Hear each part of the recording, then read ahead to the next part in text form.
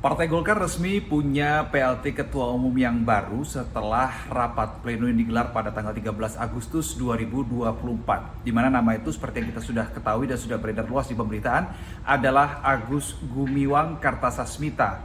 Dan mungkin di kesempatan kali ini saya akan ajak Anda, saudara, untuk mengenal lebih dekat atau mungkin melihat sedikit profil dari Agus Gumiwang, sang PLT Ketua Umum Partai Golkar. Di mana Agus Gumiwang, kalau berdasarkan data yang saya rangkum dari berbagai sumber, ini lahir di Jakarta pada tanggal 3 Januari 1969. Kalau mungkin kita membaca di beberapa pemberitaan begitu, ada yang menyebut Agus Gumiwang Kartasasmita ini sebagai loyalis Jokowi. Kenapa bisa begitu? Karena kalau kita melihat sejarahnya di tahun 2014, Agus Gumiwang ini mendukung Presiden Joko Widodo yang pada saat itu maju bersama dengan Yusuf Kala di Pilpres 2014.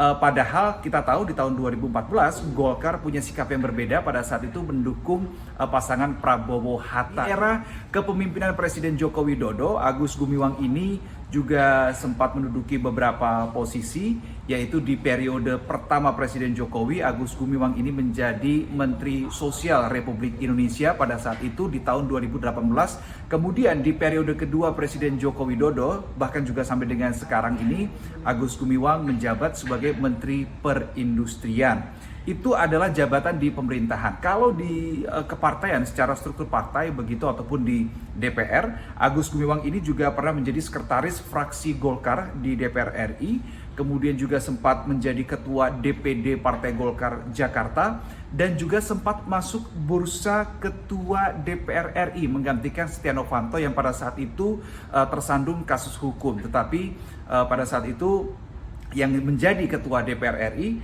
adalah Bambang Susatyo.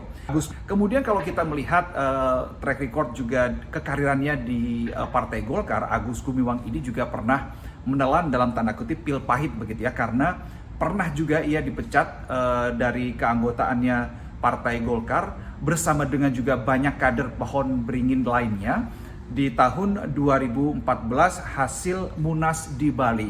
Tetapi pemecatannya itu sudah direhabilitasi lagi oleh pada saat itu Ketua Umum Partai Golkar Abu Rizal Bakri atau Ical berdasarkan hasil Munas di Riau. Dan sekarang dengan status atau jabatannya sebagai PLT Ketua Umum Partai Golkar, maka Agus Gumiwang punya peran penting, yaitu dengan memastikan Munaslup ini berjalan sesuai dengan jadwal yang telah ditetapkan. Dan kalau kemarin kami sempat mewawancarai Wakil Ketua Umum Partai Golkar Nurdin Halid mengatakan bahwa Munaslup ini harus digelar secepatnya.